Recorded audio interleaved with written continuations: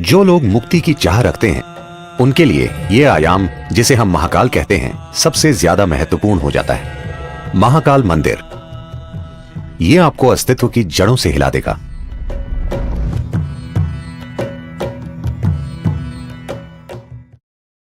शिव एक ऐसे देवता हैं जिन्हें नाम नहीं देना चाहिए, क्योंकि उन्हें नाम देना उन्हें सीमित और छोटा करने जैसा है।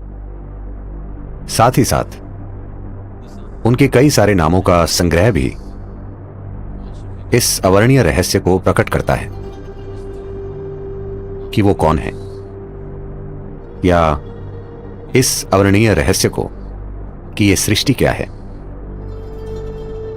उनके तमाम रूपों में काल भैरव या महाकाल एक महत्वपूर्ण और साथ ही उग्र रूप है। महाकाल के रूप में वो समय के स्वामी हैं। काल भैरव के रूप में वो समय के विनाशक हैं। Kala means time. काल का अर्थ है समय। समय का आपको जो अनुभव है वो बस अस्तित्व का चक्र में घूमना है। पृथ्वी एक बार घूमती है, वो एक दिन होता है। चंद्रमा पृथ्वी का चक्कर लगाता है, उसे एक महीना कहते हैं। पृथ्वी सूर्य का चक्कर लगाती है, वो एक साल हो जाता है। हर चीज जिसे आप समय मानते हैं, आपकी घड़ी भी चक्रों से जुड़ी है। हर चीज जो भौतिक है वो चक्रीय प्रकृति की है। अणु से लेकर ब्रह्मांड तक हर चीज जो भौतिक है वो स्वाभाविक रूप से चक्रीय प्रकृति की है। और अपने भौतिक अस्तित्व के कारण और आप जो हैं उसकी भौतिक प्रकृति के साथ आपके जुड़ाव के कारण आपको समय का बोध है। अब आप यहां बैठे हैं क्योंकि आपके पास एक शरीर है, इसलिए वो समय का हिसाब रख रहा है। जब आप जीवन की चक्रीय गति से मुक्त हो जाते हैं तो हम कहते हैं कि आपने मुक्ति पा ली है या मोक्ष पा लिया। तो जो लोग मुक्ति की चाह रखते हैं, जो लोग मोक्ष प्राप्त करना चाहते हैं, उनके लिए यह आयाम, जिसे हम महाकाल कहते हैं, सबसे ज्यादा महत्वपूर्ण हो जाता है।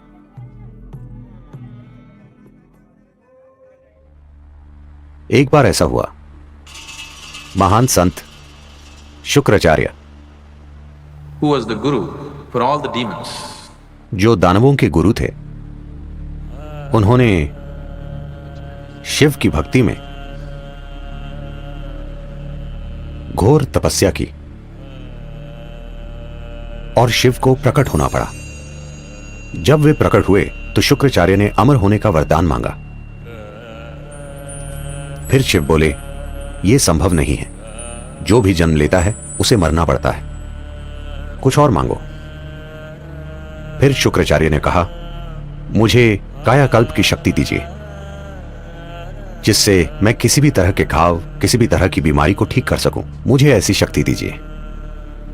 शिव, जो परम उपचारक हैं, सभी जड़ी बूटियों और औषधियों के स्वामी होने के नाते, शुक्राचार्य को संजीवनी मंत्र दिया। वो मंत्र जो लोगों की किसी भी प्रकार की बीमारी या किसी भी तरह के घाव या चोट को ठीक कर सकता था। जब शुक्राचार्य को यह संजीवनी मंत्र मिल गया तो दानव बहुत ही निडर हो गए और वे युद्ध के बाद युद्ध छेड़ने लगे। सभी दानव जो युद्ध में जख्मी हो जाते थे, किसी भी तरह के गंभीर घाव से, शुक्राचार्य उन्हें संजीवनी मंत्र से ठीक कर देते थे। तो इस वजह से दानवों की सेना एक भी आदमी खोए बिना लगातार लड़ सकती थी। देवता बहुत चिंतित हो गए और उन्हें लगा कि यह बहुत अन्यायपूर्ण युद्ध है, क्योंकि आप चाहे कितना भी लड़ लें, वे मरते ही नहीं, मगर हम मर जाते हैं। तो वे ब्रह्म के पास गए। ब्रह्म ने हस्तक्षेप किया और शिव से कहा, आपने शुक्राचार्य को इस तरह की शक्ति दी है, आपको उन्हें मारना होगा, नहीं तो दुनिया में पूरी तरह असंतुलन आ जाएगा। In the world. दानव देवताओं के खिलाफ अनुचित फायदे में हैं। फिर शिव बोले, उन्हें मारने की कोई जरूरत नहीं है, मैं उन्हें काबू में कर लूंगा। तो जब देवों और दानवों का युद्ध चल रहा था, शुक्राचार्य मंत्र पढ़ रहे थे और सभी दानवों की चोटों और घावों को ठीक कर रहे थे। तभी सीमा के पार से एक खतरनाक जीव एक राक्षसी जिसका नाम कृतिका था एक भयानक रूप में प्रकट हुई। वो शिव की एक गण थी। उसने आकर शुक्राचार्य को अपनी कोख में खींच लिया और वे वहां एक भ्रूण की तरह रहे और वे काबू में आ गए। फिर देवताओं और दानवों के बीच संतुलन कायम हो गया। अधिक उचित और न्यायपूर्ण युद्ध लड़े गए। फिर ब्रह्म बहुत हैरान हुए और उन्होंने सोचा सिर्फ महाकाल ही ऐसा कर सकते हैं। इंसान को मारे बिना वो पूरी तरह उसके जीवन को काबू में कर सकते हैं। शुक्राचार्य कृतिका की कोख में ही रहे और संजीवनी मंत्र बेकार हो गया। या दूसरे शब्दों में महाकाल ने शुक्राचार्य के लिए समय को रोक दिया जिससे वो आगे नहीं बढ़ सके।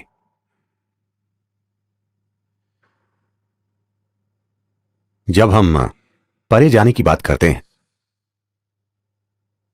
जब हम आध्यात्मिकता योग की बात करते हैं, हम देखते हैं कि किस तरह समय और स्थान की सीमाओं से परे जा सकें, क्योंकि समय और स्थान अस्तित्व की भौतिकता से जुड़े हैं। एक बार आप आध्यात्मिक होने की चाह करते हैं, उसका यह अर्थ है कि आप भौतिक से अधिक कुछ होने की चाह कर रहे हैं। एक बार आप भौतिक से कुछ अधिक हो जाते हैं, That means you are aspiring to be beyond. उसका अर्थ है कि आप समय और स्थान की सीमाओं से परे जाना चाहते हैं।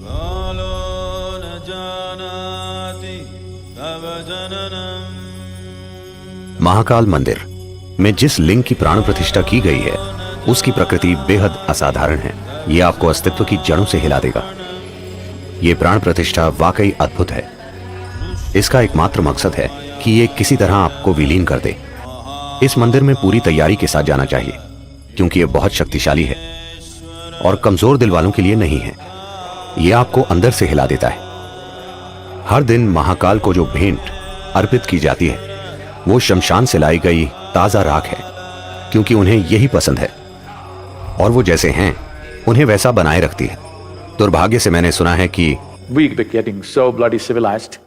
हम इतने सभ्य होते जा रहे हैं। अब शायद कुछ आंदोलनकारियों के विरोध के कारण वो शमशान की राख का इस्तेमाल नहीं कर रहे हैं। दुर्भाग्य से वो गाय या बैल के गोबर का इस्तेमाल कर रहे हैं। ये सिर्फ संस्कृति से जुड़ी चीज नहीं है, इसके पीछे एक विज्ञान है। अगर हम शमशान से राख लाएं और कोई दूसरी राख लाएं, मैं आपको दिखा सकता हूं कि दोनों में क्या फर्क है। अनुभव के स्तर पर दोनों में बहुत बड़ा अंतर है और यह बहुत महत्वपूर्ण है कि इस प्रक्रिया को जारी रखा जाए, क्योंकि महाकाल का स्वभाव यही है। इस महाकाल रूप की मौजूदगी ही ऐसी है कि आपके वहां जाने पर सब कुछ विलीन हो जाता है, सब कुछ जलकर राख हो जाता है। इसका अर्थ है कि आप भौतिक से मुक्त हो जाते हैं। यह आपको परम मुक्ति की ओर ले जाता है। अगर आप इसे कोमलता से करना चाहते हैं तो हमारे पास यहां सब कुछ है। अगर आप उसे जबरदस्त तरीके से करना चाहते हैं, अगर आप वाकई जोर का धक्का चाहते हैं और आप कमजोर दिल वाले नहीं हैं, तो महाकाल मंदिर एक अद्भुत प्रक्रिया है।